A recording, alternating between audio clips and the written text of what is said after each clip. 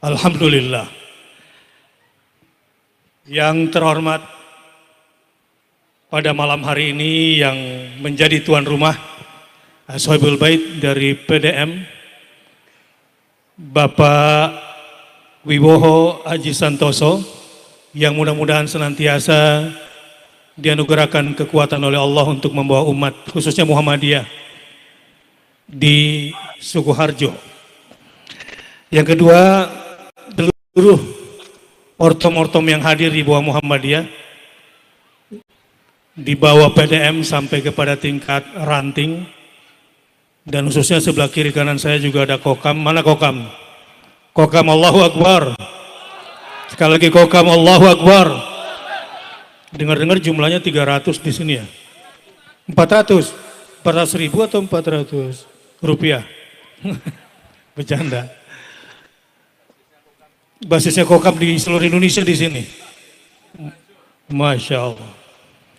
Juga yang saya hormati Bapak Camat Polokarto, Bapak Heri Mulyadi, dan juga yang terhormat Bapak Kuatli Al-Katiri sebagai Wakil Ketua DPRD dari fraksi PKS, berikut semua timnya. Begitu juga yang saya hormati dari Bapak-Bapak di Babinsa, ada Bapak Kapolsek dan jajarannya, dan ada juga Pak Dan Ramil beserta jajarannya. Dan yang tak lupa juga yang saya cintai semua yang hadir jamaah di sini, warga Muhammadiyah di Belimbing, yang mudah-mudahan menjadi tuan rumah yang baik untuk kehadiran semua tamu dan datang ke sini insya Allah. Siap berkorban untuk tamunya, siap berbagi untuk tamunya, dan siap menyukseskan muktamar Muhammadiyah kita. Tadi Pak Ketua PDM bilang, kalau bilang Muhammadiyah Aisyah, jawabnya apa? Memajukan. Kalau bilang muktamar, mencerahkan. Kalau bilang Jawa Tengah, coba tes, masih ingat nggak? Coba. Muhammadiyah Aisyah, memajukan. Muktamar Jawa Tengah, menggembirakan. Jadi kalau menggembirakan, semuanya wajib senyum dulu. Senyum dulu 15 detik. Orang yang senyum itu seperti orang pakai parfum. Kalau nggak senyum berarti bau ketek ya. Kalau orang pakai parfum, dirinya senang nggak menciumnya? Orang-orang di sekelilingnya bahagia enggak? Begitulah orang-orang yang senyum. Senyum dulu kalau ingin menggembirakan Jawa Tengah. Senyum yang lebar bagaimana? Berapa ukurannya? Baik. Memajukan bangsa dan mencerahkan semesta. Bismillahirrahmanirrahim. Alhamdulillah.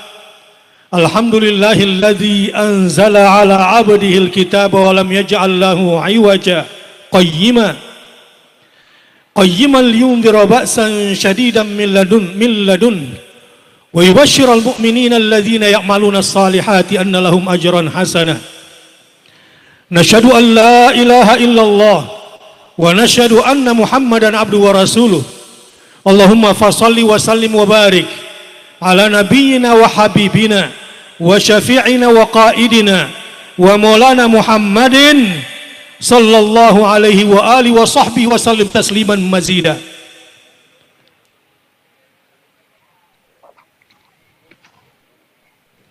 Seluruh warga Muhammadiyah di Belimbing yang saya cintai karena Allah, bangga saya pada Muhammadiyah yang terakhir ini punya program tiada hari tanpa peresmian. Gedung-gedung pendidikan, gedung-gedung dakwah, gedung-gedung sosial, dan gedung-gedung apapun yang dibutuhkan oleh masyarakat. Dan Muhammadiyah mengeluarkan itu semua dari amal saleh kantongnya sendiri. Allahu Akbar. Sehingga para pengurus pusat disibukkan peresmian demi peresmian, pembangunan demi pembangunan, dan uangnya enggak habis-habis. Allahu Akbar. Sehingga Muhammadiyah tetap tegak lehernya, tetap mulia hidupnya, dan tidak akan pernah berhenti memajukan bangsa dan mencerahkan semesta.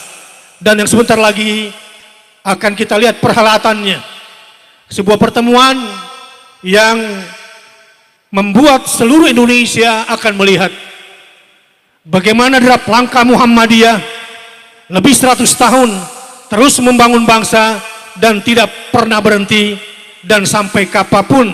Yang paling jelas, warga Muhammadiyah bukanlah warga yang suka baperan. Kalau nggak disumbang marah-marah, betul? Kalau nggak dibantu marah-marah, betul? Karena orang-orang Muhammadiyah suka berinfak, suka bersedekah, dan karena rajin bekerja keras. Allahu Akbar. Dunia sekarang insya Allah membutuhkan Muhammadiyah dan membutuhkan Indonesia. Percaya nggak? Kayaknya nggak percaya. Percaya nggak kira-kira? Ke depan akan dan sedang berlangsung krisis pangan. Lalu dilanjutkan dengan sekarang juga sedang berlangsung krisis energi. Dan sekarang juga sedang berlangsung krisis ekonomi global. Ini yang sedang dirasakan oleh dunia pada saat ini. Sehingga menjadi tantangan kita semua jika ingin memajukan bangsa dan mencerahkan dunia. Saya mau tanya ibu-ibu, harga telur berapa sekarang? Hah? 26. Sebelumnya berapa? 25, naik 1.000. Pak, harga daging berapa? Yang belanja ibu. Tapi karena Bapak tidak tahu perkembangan perekonomian dunia, suka marah-marah bilang ibu-ibu boros, bener gak?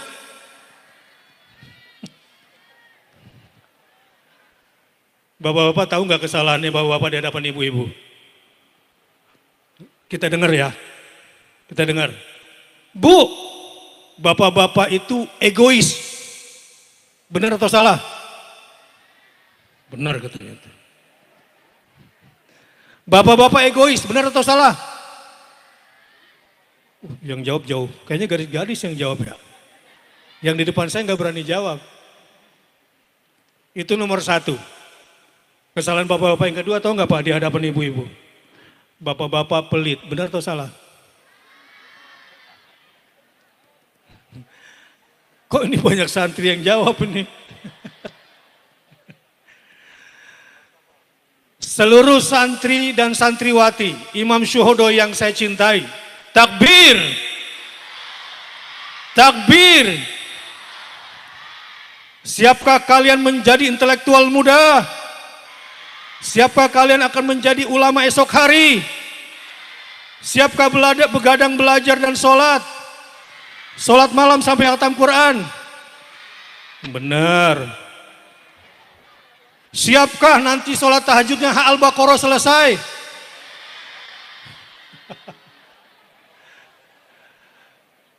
Kalau ingin jadi ilmuwan yang hebat, bikin target sholat malam, khatam Quran, terserah 10 hari kah, 20 hari kah. Insya Allah anak-anakku seluruh santri dan santriwati Imam Syuhodo insya Allah akan menjadi pemimpin-pemimpin bangsa, pemimpin-pemimpin umat masa depan. Siap? Coba berdiri semuanya, seluruh santri dan santriwati, saya mau lihat. Mana pesantren Imam Syuhodo yang telah mewarnai kampung kita? Berdiri, berdiri, berdiri. Yang ikhwannya mana berdiri? Yang ikhwannya mana berdiri? Oh, yang pakai baju ini pegawai pabrik ya?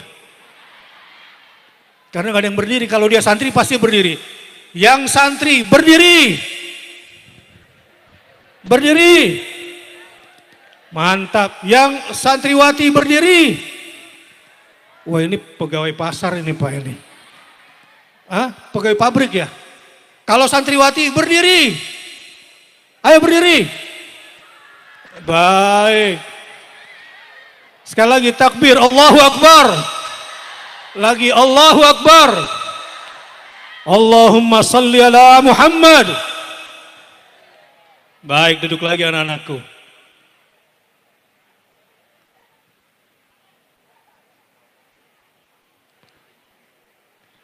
Kedepan kita akan menghadapi krisis. Dan hari ini pun sudah terasa. Bahan pangan, bapak-bapak, jangan marah-marah sama ibu ya. Kok baru saja dikasih uang kemarin sudah habis lagi? Pak, barang-barang pangan sekarang naik 33%. BBM juga banyak antrian di Indonesia Timur dan Indonesia Tengah. Saya baru pulang semalam dari Sulawesi Tengah, khususnya di tempat yang sangat kaya raya dengan tambangnya saat ini, sering mati lampu dan juga antrian BBM-nya tuh sampai malam dan kadang ditinggalkan sampai pagi. Kalau masyarakat di sini BBM-nya antri panjang atau tidak?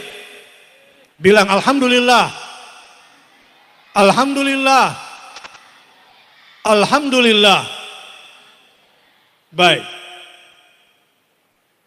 Saya yakin kalaupun dunia mengembargo Indonesia dengan tanahnya yang subur, lautnya yang luas, dan orang-orang yang cinta persatuan, cinta kedamaian, dan siap akan memajukan Indonesia. Kira-kira kalau diembargo Indonesia dicegat sana sini, bakal kelaparan atau tidak? Tidak. Sawahnya luas atau tidak? Petaninya ada atau tidak? Anak mudanya mau bertani atau tidak? Nah, ini masalahnya. Sekarang ada penurunan. Banyak anak-anak muda sudah tidak mau bertani lagi. Betul Pak? 61%. Petani kita sekarang umurnya umur 50 sampai 60 tahun ke atas. Saya punya data cukup untuk ini. Dan menuju 2025 diperkirakan cuma tinggal 6 juta petani di Indonesia sebab anak muda tidak mau menjadi petani di Indonesia. Tentu dengan semua masalahnya. Tapi pada malam hari ini saya ingin tanya, apa yang akan kita makan? Kita tanam sendiri atau kita impor? Mau tanam sendiri atau mau mengimpor? Mulai sekarang, anak-anakku sekalian, wahai anak muda, terutama dari santriwati Imam Syuhodo, siapkan lahan yang luas dan siap bercocok tanam. Baik, nanti saya akan ceritakan. Mungkin sekarang masih penyegaran dulu di muka. Harga gas di Eropa itu sudah 10 kali lipat. Kita masih bersyukur BBM kita belum terlalu seperti mereka. Bahkan beberapa negara mulai tidak mau mengekspor lagi. Terutama krisis pangan belakangan ini setelah perang antara Rusia dan Ukraina. Dua negara ini merupakan produsen biji-bijian di dunia ini. Dan imbasnya sampai ke Indonesia. Tapi alhamdulillah negeri ini masih kaya raya. Selama manusianya, manusia Indonesianya menjalankan amanah undang-undang dasarnya.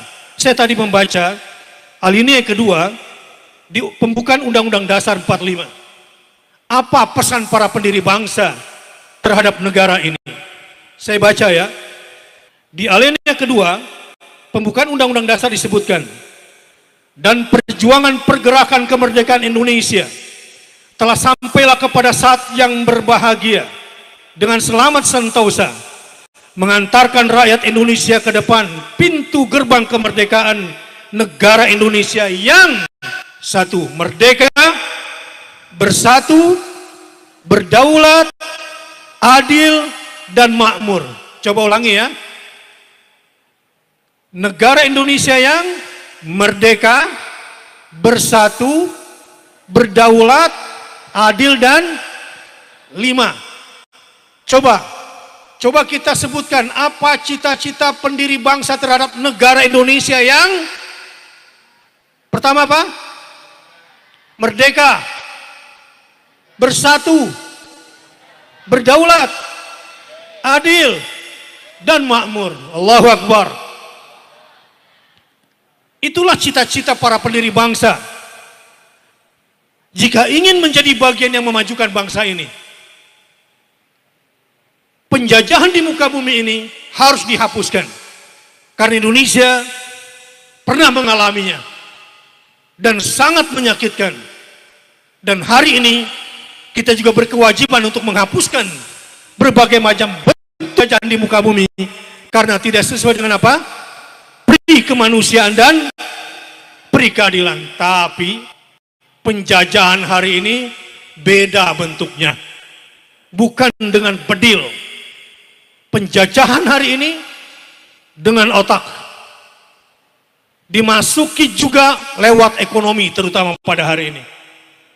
Karenanya, kalau kita tidak menggunakan pikiran kita, kalau kita tidak senantiasa belajar dan menuntut ilmu, mau nggak Indonesia dijajah untuk yang kedua kalinya?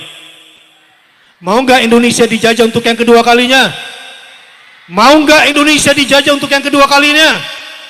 Siap memajukan bangsa Indonesia? Kalau siap, maka kita jalankan amanat Undang-Undang Dasar ini. Yang merdeka dan bersatu, itu nomor satu.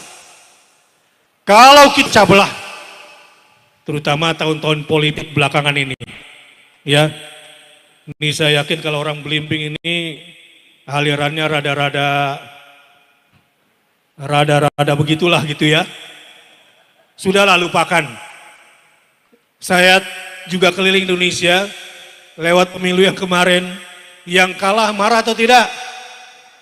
Yang menang kecewa apa enggak? Ya sudahlah.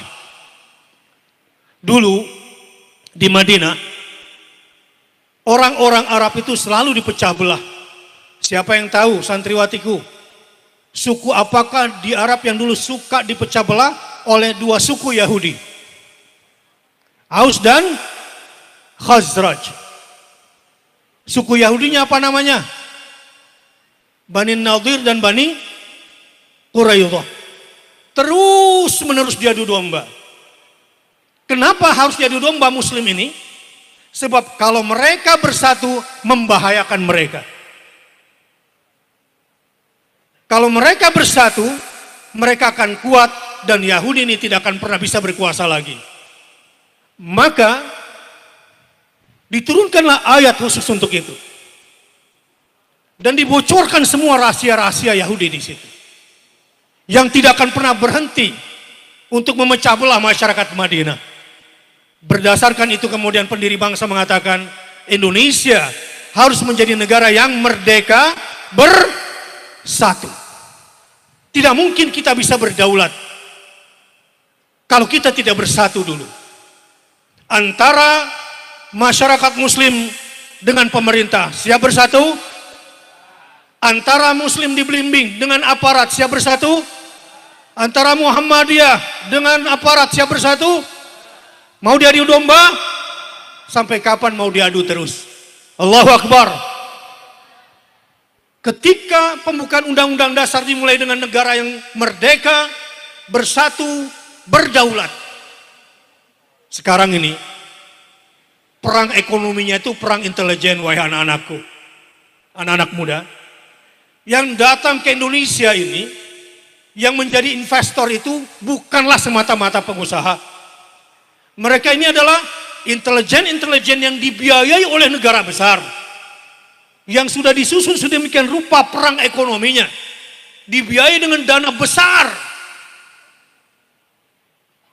Kalau saya menyebutkan satu persatu perusahaan dan negara serta angkanya, ujungnya cuma marah-marah. Setelah marah, nggak bisa berbuat apa-apa juga. Kenapa? Karena kondisi kita sedang bersatu, sedang pecah belah. Saya tanya secara jujur, Indonesia ini saat ini sedang bersatu atau terpecah belah? Kalau terpecah belah bisa berdaulat atau tidak? Jadi mau terus berpecah belah atau ingin bersatu? Ingin berpecah belah terus atau ingin bersatu? Tetapi ada yang tidak ingin bersatu. Dan dikondisikan agar tidak pernah bisa bersatu. Bagaimana mungkin pengusaha kita bisa bertarung dengan mereka yang datang didukung oleh negara mereka dengan terstruktur? Kita terseok. Belum lagi peraturan dan kebenaran. secara regulasi maupun secara permodalan, berat rasanya. Kalau kita tidak bersatu, negara tidak memikirkan rakyat, rakyat juga tidak memikirkan negara, masing-masing memikirkan perut dan kantongnya sendiri. Apakah Indonesia bisa menjadi negara berdaulat? Tidak mungkin. Apakah keadilan dan kemakmuran akan tercapai? Tidak mungkin. Saya tanya sekali lagi, siap bersatu? Siap berdaulat? Ingin makmur?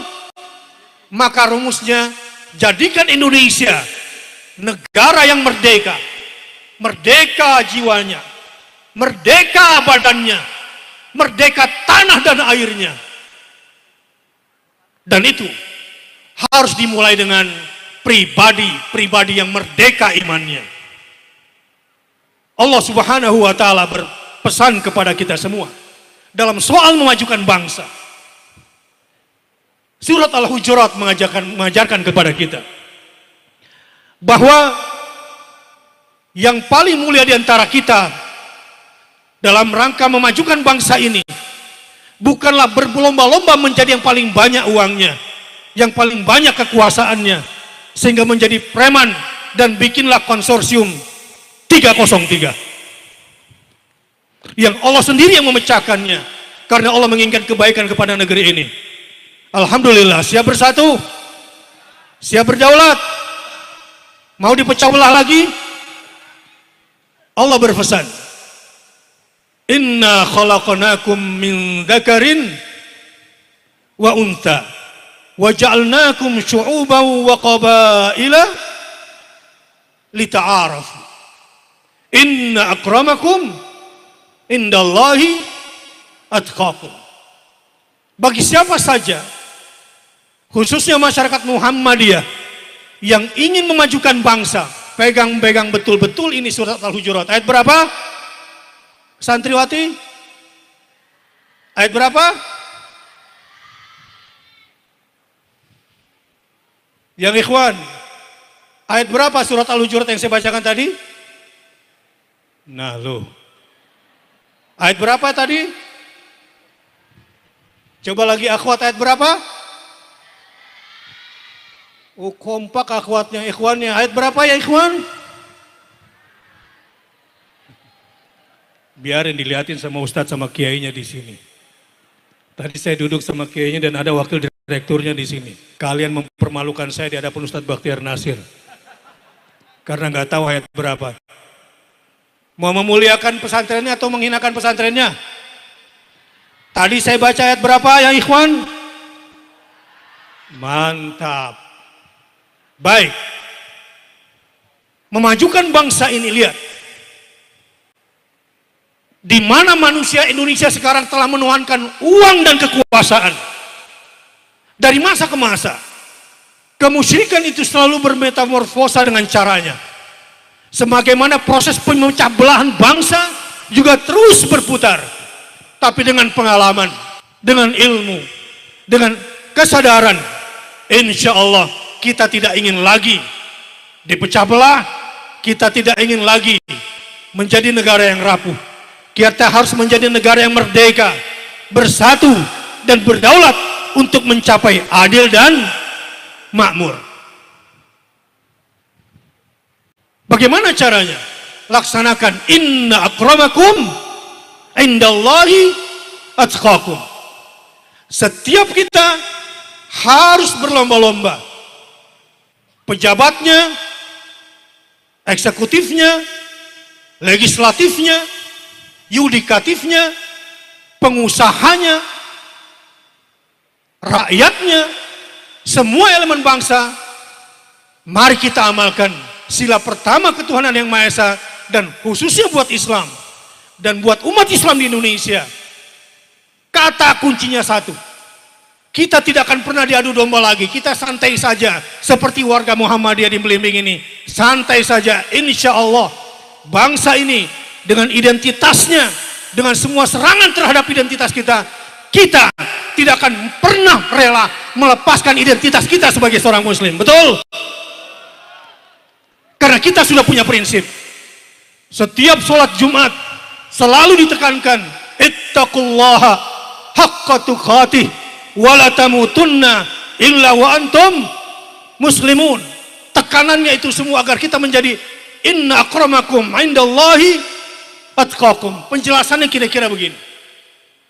Memang sekarang ini banyak yang memainkan serangan-serangan kata-kata politik identitas. Saya taruh di kantong dulu itu. Sebab ini istilah orang-orang cengeng. Ini istilah orang-orang yang takut kalah. Ini istilah orang-orang baper sebetulnya. Coba lihat. Para laki setiap khutbah Jumat diingatkan, ya ayyuhalladzina amanu taqullah haqqa tuqatih wa la tamutunna illa wa antum muslimun. Wahai orang-orang beriman, bertakwalah kamu kepada Allah dengan takwa yang total, dengan takwa yang 100%, dengan takwa yang murni dan tidak bercampur. Dan ingat, wala tamutunna illa wa antum muslimun. Jangan sampai kamu mati dan kamu belum berserah diri sepenuhnya kepada Allah Subhanahu wa taala. Inilah identitas keislaman kita, yang ingin bertakwa dengan takwa yang sesungguhnya.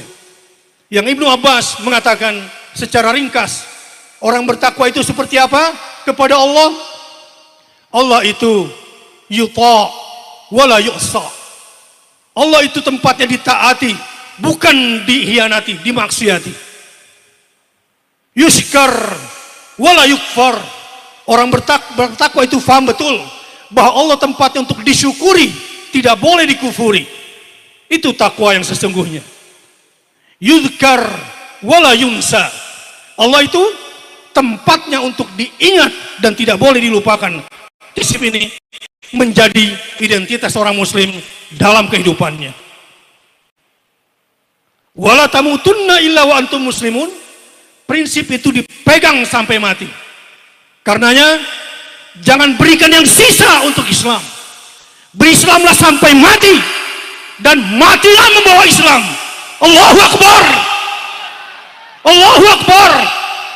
Sekali lagi ikuti saya. Jangan berikan yang sisa untuk Islam. Masih lembek. Jangan berikan yang sisa untuk Islam. Berislamlah sampai mati. Matilah membawa Islam. Ini identitas kita. Allahu Akbar. Ini identitas kita. Inilah inna akramakum indallahi atqakum. Tapi bukan berarti tidak toleran. Nah, ini banyak yang salah. Ya, kita ini di Muhammadiyah meyakini negara kita ini adalah negara yang Bhinneka Tunggal Ika, beragam sukunya, bangsanya, sebagaimana digambarkan di surat Al-Hujurat tadi. Kita harus saling mengenal satu sama lain. Perbedaan tidak akan mungkin bisa kita hindari. Ya, tetapi benang merah harus jelas. Jangan dicampur adukan. Lakum dinukum. Jadi dalam bab muamalah, dalam persoalan muamalah, kita harus bekerja sama dan halal berjual beli dengan mereka. Bahkan makanan ahlul kitab halal buat kita. Makanan kita juga halal buat ahlul kitab. Dan Indonesia ini negara dengan beragam agama. Mari kita teruskan budaya para pendiri bangsa yang senang dengan bertoleransi, yang bahagia, hidup berdampingan dan damai sesama yang berbeda agama. Siap? Siap saling tolong menolong sesama beda agama? Siap membawa kedamaian untuk yang beda agama? Inilah umat Rasulullah SAW. Cuma kalau belum tahu seringkali bawaannya marah. Apalagi kalau yang menyampaikan Ustadz Bakhtiar tadi suka disalah fahami. Karenanya saya beri tekanan bahwa insya Allah kalau umat Islam senantiasa bertoleransi dengan yang lain tapi tidak mencampur adukan antara akidah dengan muamalah. Dan kita juga tidak ingin disesatkan toleransi dalam urusan akidah. Kalau akidah sudah dicampur adukan, kacau tidak? Kalau akidahnya sudah dicampur adukan, kacau atau tidak? Udah kehilangan identitas. Tidak ada lagi yang namanya inna akramakum indallahi atqakum. Baik, kembali. Ke depan, apa yang harus kita lakukan dalam rangka mencerahkan semesta? Saya ingin cerita dulu apa yang terjadi di geopolitik global saat ini. Agar umat Islam tidak baper, agar umat Islam tidak kehilangan arah. Saya cerita. Dari 1982 sampai tahun ini 2022. Coba, dari tahun 82 sampai 2022 berapa tahun? Halo? Berapa tahun? 40 tahun. Kenapa saya ambil tahun 82? Kita lihat. Sampai terjadinya perang antara Rusia dengan Ukraina. Bismillahirrahmanirrahim. Umat Islam, alhamdulillah, rahmat Allah sangat besar turun kepada kita dan kepada bangsa kita saat ini. Saya ingin katakan ke depan, ini bukan kecap yang saya sampaikan ini. Saya yakin dengan apa yang saya katakan. Insya Allah, ke depan ini 10-20 tahun yang akan datang, insya Allah Indonesia kalau kita jaga perdamaiannya ya, bersatu, berdaulat, adil dan makmur, insya Allah Indonesia akan menjadi penyangga pangan dan energi dunia. Allahu Akbar. Bukan cuma negaranya sendiri, tapi pertanyaannya, pemuda-pemuda siap menjadi petani-petani Gen Z dan milenial? Nah, lo siap menjadi petani Gen Z dan siap Ustadz, tapi pakai stick seperti orang Jepang Ustadz. Menabur benihnya nggak lagi satu-satu becek-becek, tapi sudah pakai drone. Siap menanam benih pakai drone? Bisa nggak mengoperate drone? Sayang. Senjata terhebat sekarang itu sebetulnya drone. Seandainya dulu tidak kita hancurkan pabrik pesawat terbang kita, tidak kita sia-siakan aset bangsa ini yang bisa bikin senjata sendiri, bisa bikin kapal sendiri, bisa bikin pesawat sendiri, Indonesia sudah maju. Tapi yang lalu biarlah berlalu. Siap membangun Indonesia ke depan? Caranya begini. Perhatikan baik-baik. Cara berpikirnya dulu. Saya mau tanya, dibanding negara-negara Timur Tengah, Indonesia lebih susah atau lebih bahagia? Saya bacain dulu. Insya Allah ke depan, Indonesia bukan menjadi penyangga energi bagi dunia, penyangga pangan bagi dunia. Insya Allah paru-paru dunia yang berada di Indonesia, bisnis CO2 di udara, bahkan geotermal di dalam perut bumi Indonesia, dunia sangat iri. Dan ini banyak sekali. Sampai kepada rare earth, noble metal, logam-logam mulia yang paling dibutuhkan oleh senjata-senjata hebat di muka bumi, ada semuanya di Indonesia. Allahu Akbar. Tapi pakai ilmu, bukan pakai demo terus. Pakai apa? Untuk dapat ilmu perlu belajar nggak?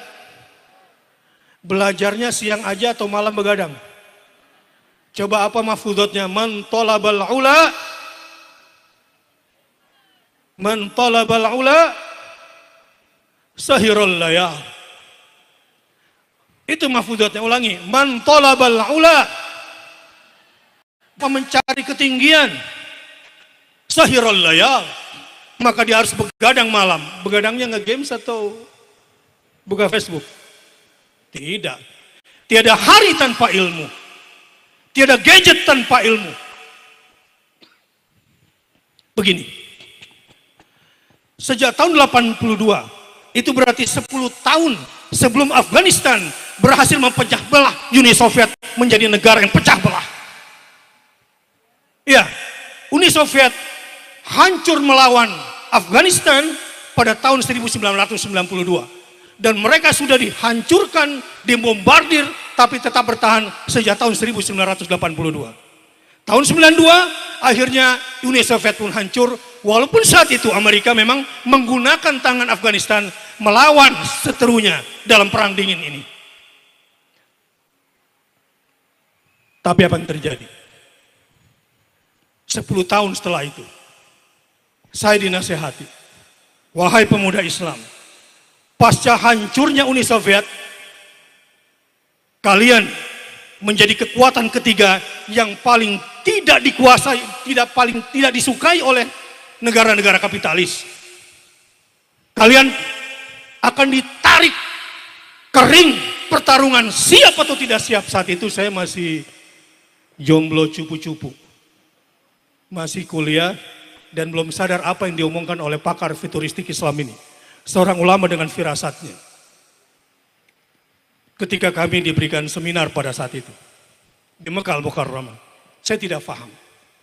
Pemuda Islam tahun 92 sampai Senin ke depan kalian harus bersiap-siap, karena kalian akan dirontokkan.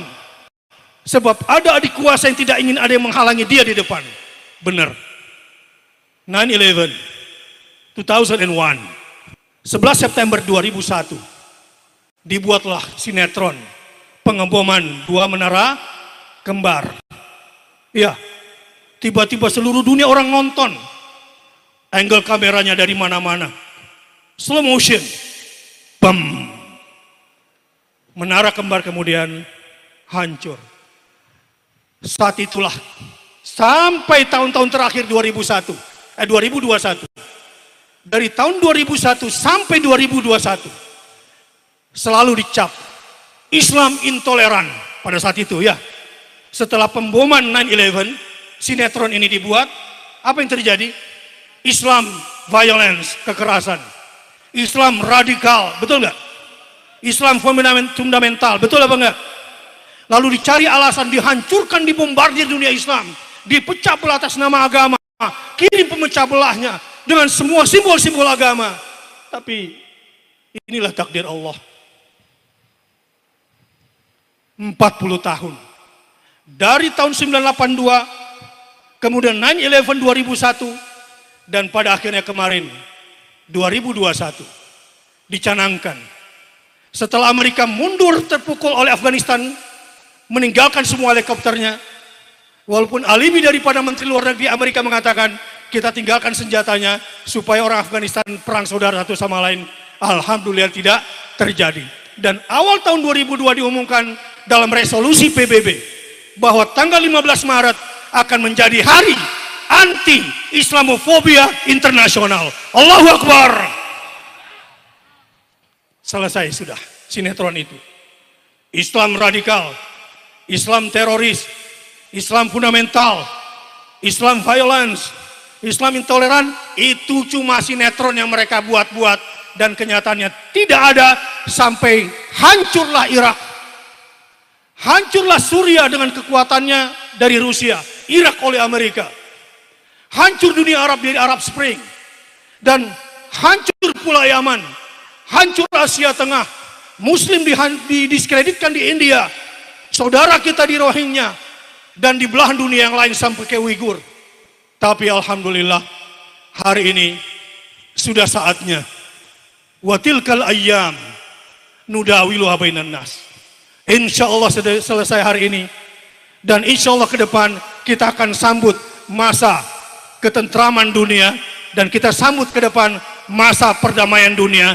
Dan insya Allah Islam dari Indonesia dengan Islam yang rahmat, Islam yang rahmatan lil alamin, yang mengikuti rahmat Muhammad SAW. Yasin, ya insan, ya Muhammad, engkaulah pembawa kedamaian.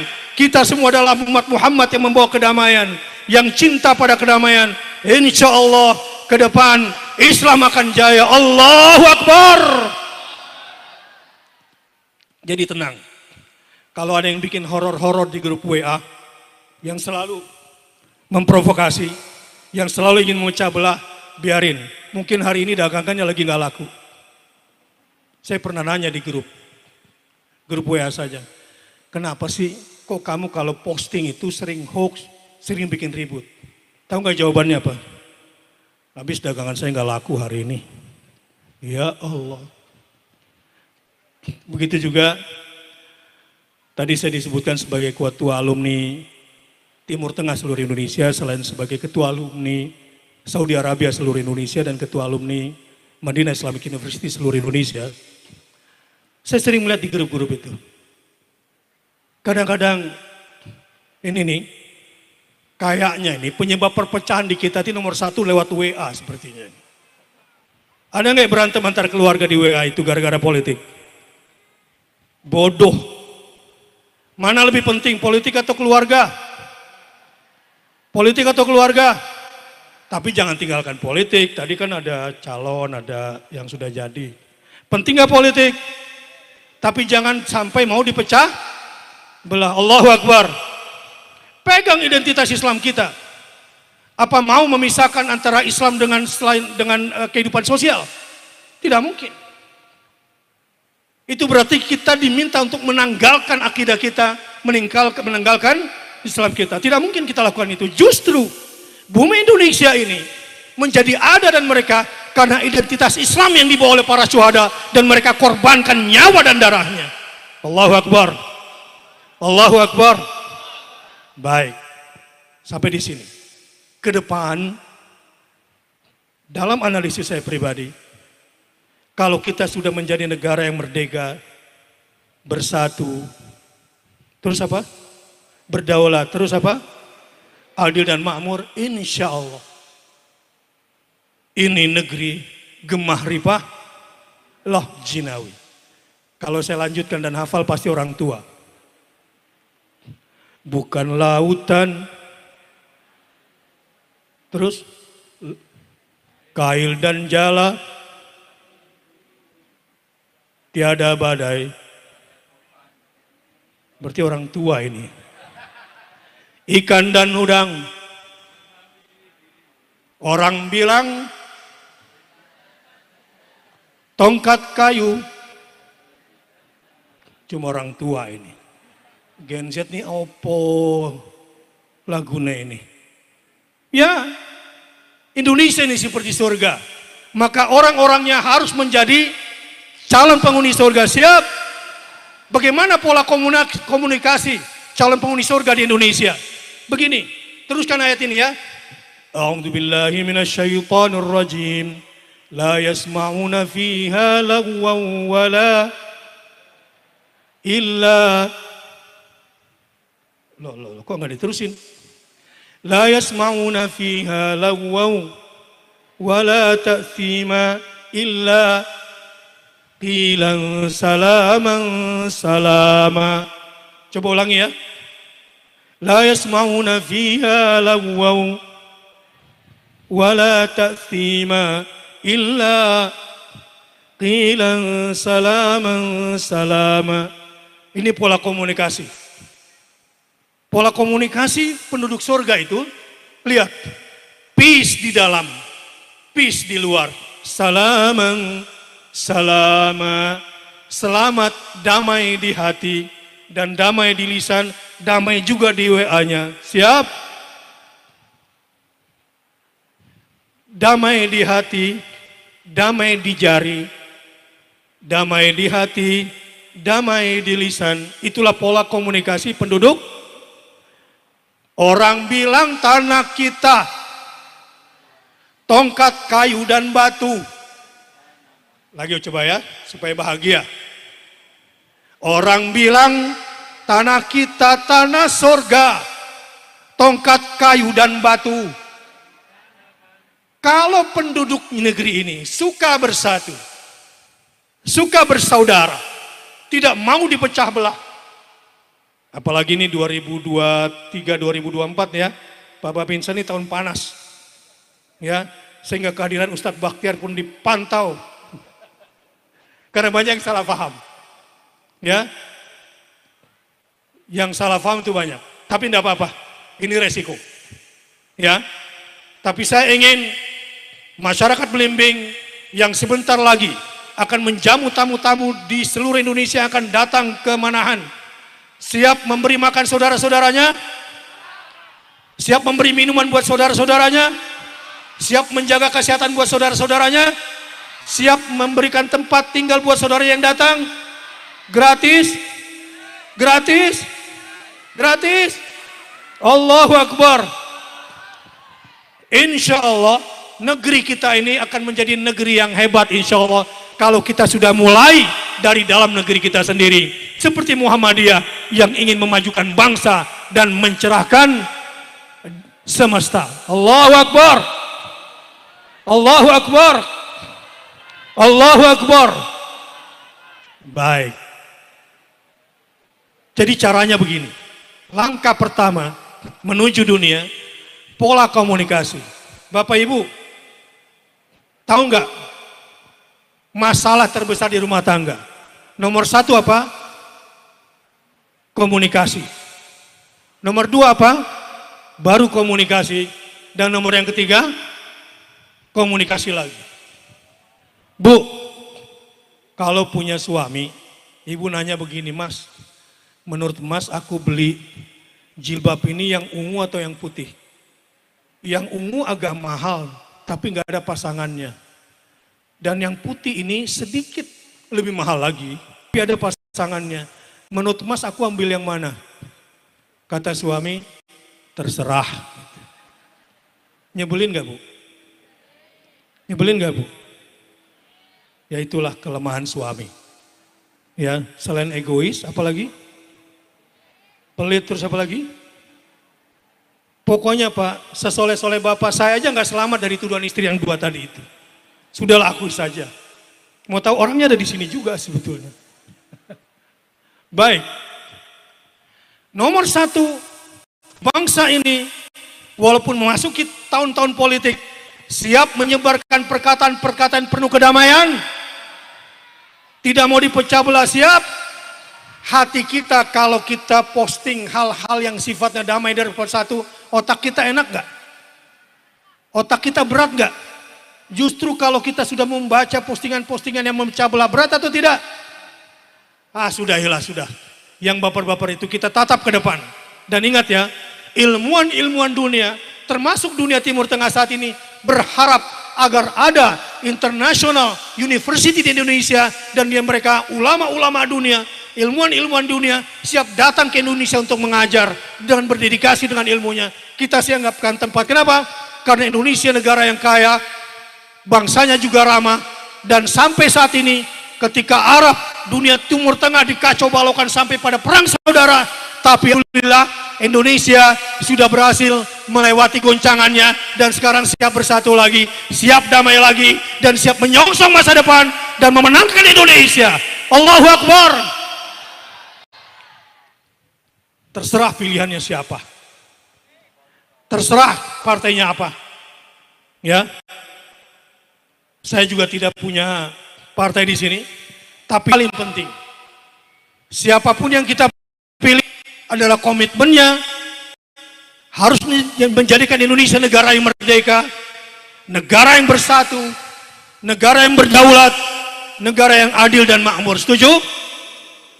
Kita pilih yang berkomitmen membawa Indonesia yang merdeka, Indonesia yang bersatu, Indonesia yang berdaulat, Indonesia yang adil, dan Indonesia yang makmur. Saya lihat ini cerdas sekali.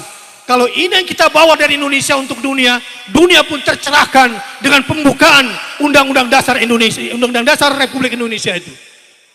Pembukaan Undang-Undang Dasar 45 itu. Karena adil, karena makmur, sejahtera, tidak akan pernah terjadi tanpa keadilan. Betul? Karena adil tidak mungkin terjadi tanpa negara yang berdaulat. Betul?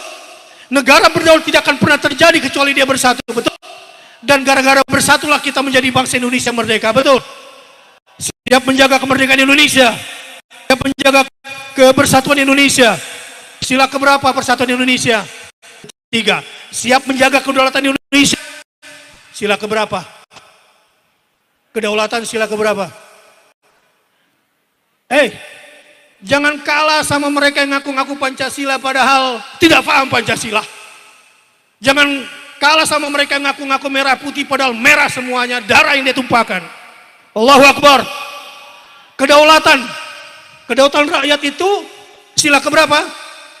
Kerakyatan yang dipimpin oleh hikmat, kebijaksanaan, Itulah kedaulatan kita. Siap menjaga Indonesia berdaulat? Adil dan makmur itu bisa tercapai kalau kita sudah merdeka, bersatu, berdaulat, baru kemudian adil. Dan ini yang kita bawa, dan semuanya tanpa ada pilih-pilih lagi. Tidak ada waktu lagi bagi kita.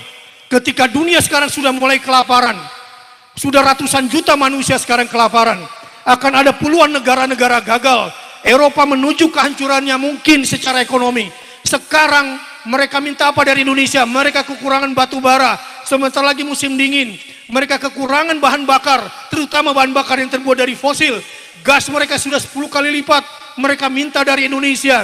Di antara yang mereka minta dari Indonesia itu adalah saya pernah dapat proyeknya wood pellet kayu yang dibuat dari kayu-kayu bekas yang kemudian dirajang, kemudian dihaluskan menjadi semacam serbuk gergaji, lalu kemudian di press, dan itu di Indonesia banyak sekali dan dunia sekarang sedang membutuhkan itu. Tanah kita juga begitu subur. Andai para pemudanya setelah ini mau menanam, lahannya sempit, nanam hidroponik, insya Allah lupa sama yang mau memecah belah kita. Kita fokus menjaga ketahanan pangan. Siap? Satu-satunya langkah menjaga ketahanan pangan agar tidak ada yang kelaparan di negeri ini. Tapi saya kasih data dulu ya. Kemarin baru saja didata dari 10 negara ASEAN, tingkat IQ-nya dari 10 negara ASEAN, alhamdulillah Indonesia nomor 9 setelah Laos.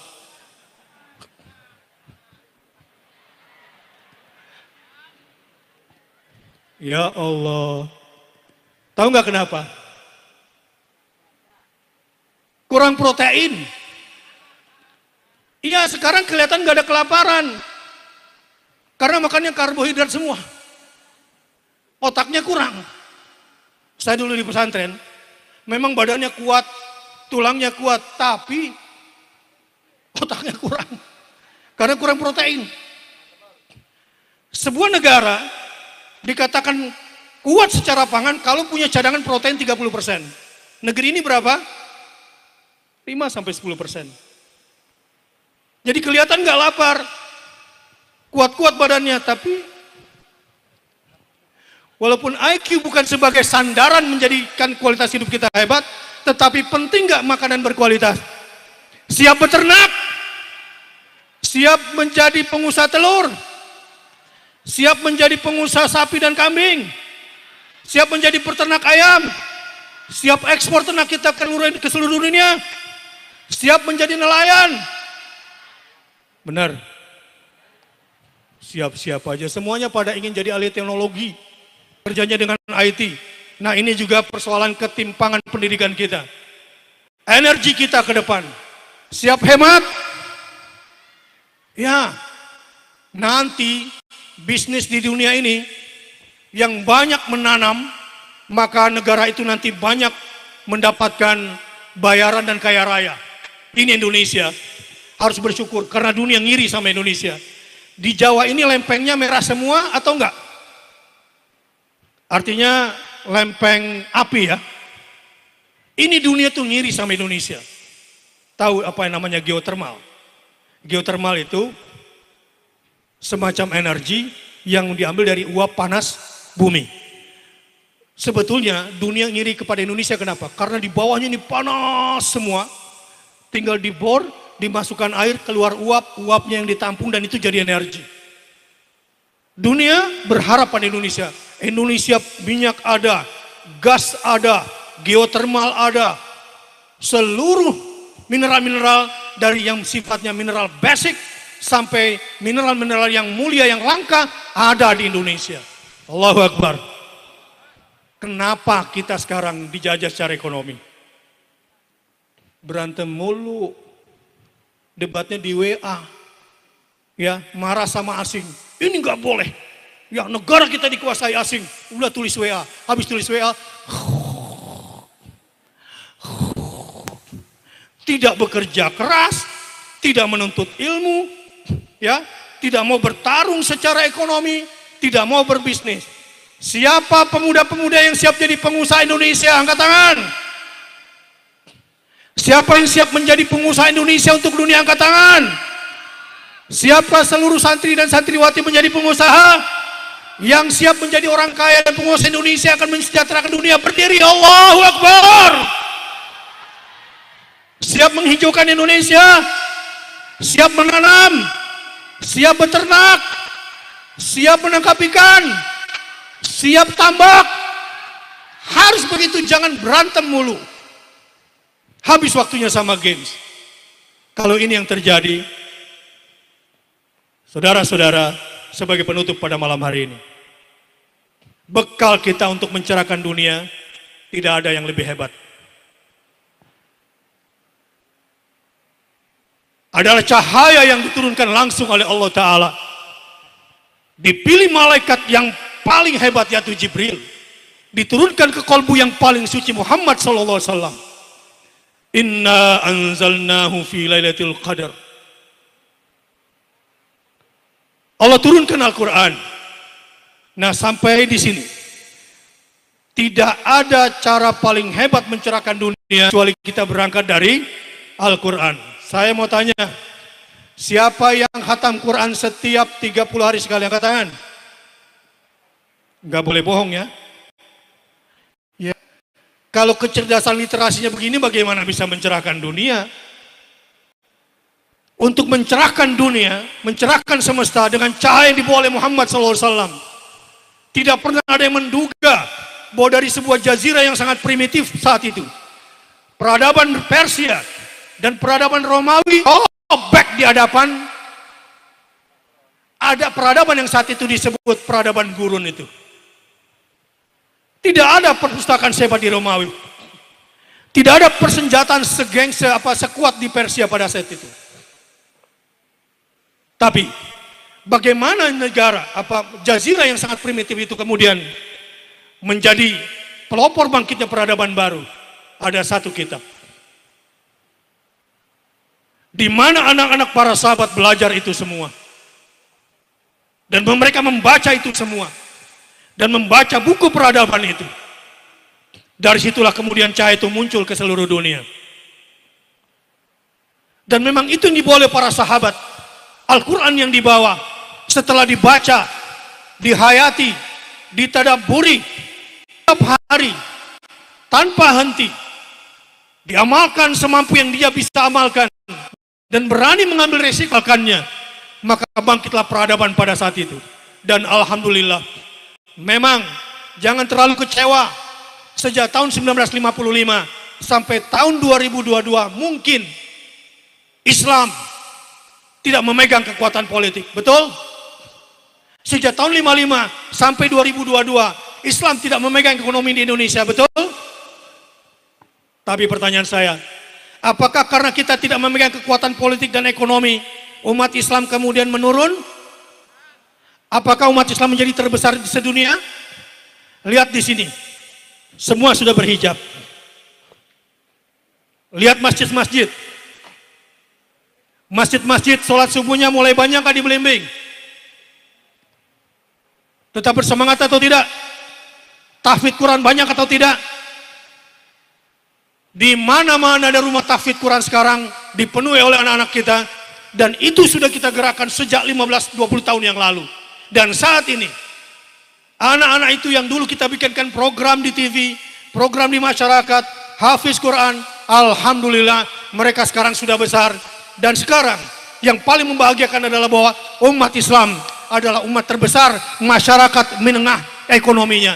Dan inilah sebetulnya pembangkit peradaban itu. Allahu Akbar. Quran semua yang membuat ini. Karenanya saya beritahukan penyesalan saya. Dulu waktu saya kuliah syariah, salah saya kurang banyak baca Quran, kebanyakan baca fikih. Teman saya bilang, waktu dulu saya jurusan tafsir, kesalahan saya terlalu banyak baca tafsir, kurang tadabbur Qur'annya. Dan hari ini, kenapa kita dipecah belah atas nama akidah, serang sana, serang sini, Masjid Muhammadiyah masih dilarang, karena tuduhan-tuduhan yang gak benar, itu semua gara-gara tidak membaca Quran langsung. Yang bisa mempersatukan kita adalah, kalau kita belajar akidah, betul-betul kembali kepada Quran. Bahkan saya bikin program setiap malam Jumat, tadabur ayat-ayat la ilaha illallah, tadabur ayat la ilaha illa anta, tadabur ayat-ayat la ilaha illahu. Setelah saya kembali kepada ayat, melihat langsung apa itu akidah. Kata Allah Subhanahu wa taala, tentram, kuat batin ini, alhamdulillah. Siap baca Quran setiap hari? Apalagi saran saya, insya Allah langit belimbing sampai ke Solo, bahkan ke seluruh Jawa Tengah, insya Allah seperti yang dikatakan tadi.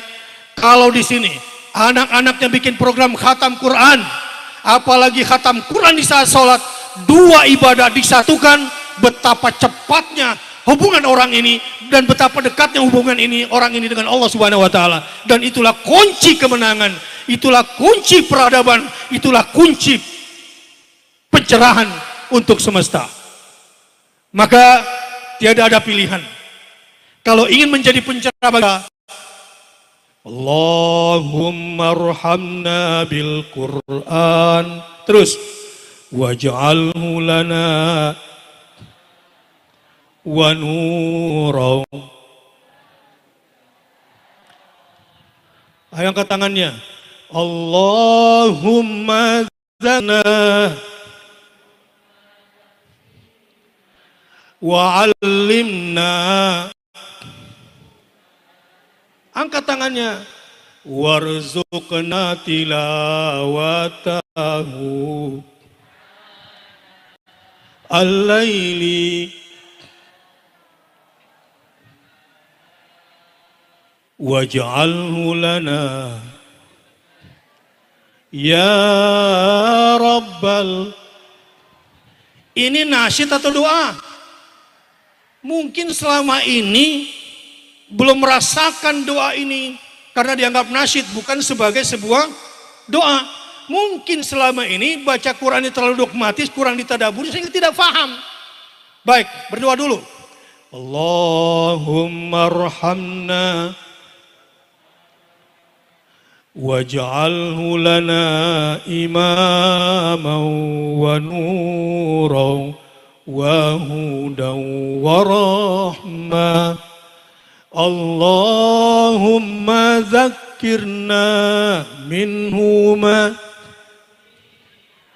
wa 'allimna. Dari hati minta kepada Allah. Warzuqna tilawatahu ana al-laili wa atrafan nahar waj'alhu lana hujjatan ya Rabbal. Berani nggak menerima tantangan saya bikin program tahajud sampai khatam Quran? Berani? Kalau berani, lihat nanti hidupmu berubah, rezekimu banyak, urusanmu mudah, pendidikanmu lancar, ilmumu berkah, demi Allah, karena kamu sudah menyatukan dua ibadah yang hebat yang membuat kamu dekat sedekat-dekatnya dengan Allah Subhanahu wa taala. Itu jalan agar kamu menjadi orang dicintai oleh Allah. Itu jalan agar kamu menjadi orang diridhoi oleh Allah Subhanahu wa taala. Pada malam hari ini, kalau ada di antara jamaah, ya Allah, rahmati aku dengan Al-Qur'an. Aku ingin memajukan bangsa, aku ingin mencerahkan semesta, tapi ku mulai dengan takwa ya Allah. Takwa yang ingin kulakukan pada malam hari ini ya Allah, mampukan aku selalu qiyamul lail dan aku membaca Al-Qur'an sampai khatam ya Allah. Berkahilah agar ada satu program hidupku ku bawa sampai mati. Mudah-mudahan dengan jalan ini ya Allah, Engkau tinggikan derajatku, Engkau mudahkan urusanku, Engkau muliakan keluargaku, dan Engkau berikan kepadaku pengetahuan sampai kepada tingkatan takwa, takwa yang membuat aku tambah takut kepada Engkau ya Allah. Lama-lama akan lahir pemimpin-pemimpin hebat dari sini. Insya Allah akan lahir pemimpin besar dari Belimbing. Siap? Siap apa? Siap apa? Tahajud sambil khatam Quran. Insya Allah kalau program ini Anda jalankan, apalagi diniatkan satu orang saja, ada di antara Anda mengatakan, ya Allah, aku berhajat, semoga perhelatan Muktamar Muhammadiyah di Solo dengan bacaan Quran datangkan kebaikan bagi negeri ini dan bagi dunia. Insya Allah doanya satu orang itu kalau dikabulkan, sukses semuanya. Tapi kalau hanya mengandalkan fisik, mengandalkan rasio, mengandalkan materi, otot dan tenaga, tidak mendapatkan pertolongan Allah, tidak mungkin bisa menjadi pencerah dunia. Karena semua sudah dicontohkan oleh baginda Rasulullah SAW dengan Quran yang dibawanya ketika diajak Hercules atau Heraklius untuk berislam, lalu dirobek surat dari Muhammad SAW dan diserahkan oleh utusan Muhammad kepada Muhammad SAW. Rasulullah berkata, dari sini akan kurobek peradaban mereka dan tidak lama hancur. Karena cahaya yang dibawa oleh Muhammad SAW dengan Al-Quran yang dibawanya. Innahu la Qur'anun karim fi kitabim maknun la yamassuhu illal mutahharun tanzilum min rabbil alamin afa bihadzal hadithi antum mudhinun, dan seterusnya. Ini kalau dipegang dan ini menjadi pegangan kita semua, insya Allah Muhammadiyah dari Belimbing lewat muktamarnya betul-betul akan memajukan bangsa dan mencerahkan semesta. Baik, di penghujung mari sama-sama kita berdoa kepada Allah Subhanahu wa taala. Semoga hari ini PDM Sukoharjo berikut semua ortom yang ada di bawahnya bersatu dengan aparat. Saya bangga sekali ada Pak Camat, Pak Desa, Pak DPRD, Pak Babinsa, bersatu semuanya. Insya Allah negara ini betul-betul akan menjadi baldatun thayyibatun wa rabbun ghafur. Mari sama-sama kita berhajat. Bismillahirrahmanirrahim. Alhamdulillahirabbil alamin. Hamdan katsiran thayyibarakan fi wa mubarakan alaihi kama yuhibbu rabbuna wa yarda. Allahumma salli wa sallim ala nabiyyina Muhammad wa ala ali Muhammad. Allahumma ighfir lil muslimina wal muslimat wal mu'minina wal mu'minat al ahya' minhum wal amwat innaka sami'un qaribun mujibud da'wat fa ya qadhiyal hajat. Ya Allah, Ya Ghafir, Ya Ghafur, Ya Ghaffar, ampunkan dosa-dosa kami. Aduh, ampunkan dosa muslimin dan muslimat, mukminin dan mukminat. Ya Rabb, ampunkan pula dosa kedua orang tua kami yang masih hidup maupun sudah wafat. Begitu juga muslimin dan muslimat, mukminin dan mukminat. Ya Allah, habib ilainal iman, habib ilainal iman, habib ilainal iman. Cintakanlah kami kepada iman. Wa zayyinhu fi qulubina, dan jadikanlah iman sebagai perhiasan di dalam hati kami. Dan hiasilah hati kami dengan iman. Dan hiasilah iman itu di hati kami, ya Allah. Wa karrih ilainal kufra wal fusuqa wal isyan. Bencikanlah kami, ya Allah, kepada kekufuran, kepada kefasikan, dan kepada kemaksiatan. Rabbana zalamna anfusana wa illam taghfir lana wa tarhamna lanakunanna minal khasirin. Ya Allah, sudah terlalu lama kami telah menganiaya diri kami sendiri, menganiaya diri kami sendiri dengan kebodohan, menganiaya diri kami sendiri dengan kemalasan, menganiaya diri kami sendiri dengan perpecahan, menganiaya diri kami sendiri dengan kebencian, menganiaya diri kami sendiri dengan kekerasan. Ya Allah, kami bertobat. Wa illam taghfir lana, kalau engkau tak engkau ampuni kami. Wa tarhamna, kalau engkau rahmati kami. Lanakunanna minal khasirin, selama-lamanya kami akan senantiasa merugi dengan kerugian yang besar. Ya Arhamar Rahimin wa ya Akramal Akramin, ya Arhamar Rahimin wa ya Akramal Akramin wa ya Dzal Jalali wal Ikram.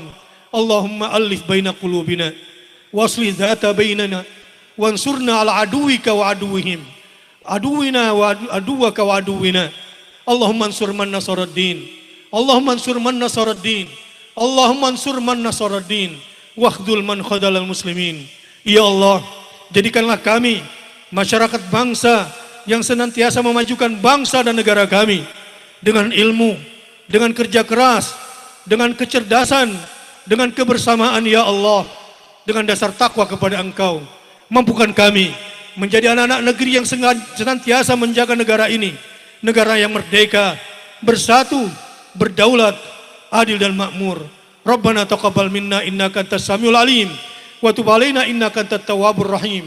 Ya Allah, berikanlah kepada kami rezeki yang halal, yang banyak, yang luas, dan buat kami tidak menginginkan semua yang haram, yang membuat kerugian pada diri kami, keluarga kami, masyarakat dan bangsa kami. Ya Allah, negeri ini telah dililit penyakit korupsi. Ya Allah, negeri ini telah mendapatkan tandingan kemusyrikan di hadapan Engkau. Ya Allah, Tuhan baru yang bernama uang dan kekuasaan. Kalau bukan Engkau yang tolong kami, kalau Engkau yang bukan selamatkan kami, bangsa kami akan terjerumus di dalam kehancuran. Allahumma inna ala zikrika wa syukrika wa husna ibadatik. Ya Allah, berikanlah kepada kami pemimpin yang akan memerdekakan negara kami, yang akan mempersatukan kami, yang akan membawa kedaulatan kepada negara kami, yang akan membawa kepada keadilan dan kemakmuran untuk negeri kami. Rabbana taqabbal minna innaka antas samiul alim wa tub alaina innaka antat tawwabur rahim. Ya Allah, berkahilah Muktamar Muhammadiyah tahun ini. Ya Allah, berkahilah semua yang hadir. Ya Allah, berkahilah pemimpin-pemimpinnya. Ya Allah, berkahilah semua program-programnya. Berkahilah kami semua dan seluruh anak negeri ini. Rabbana atina min ladunka rahmah wa hayyi' lana min amrina rasyada.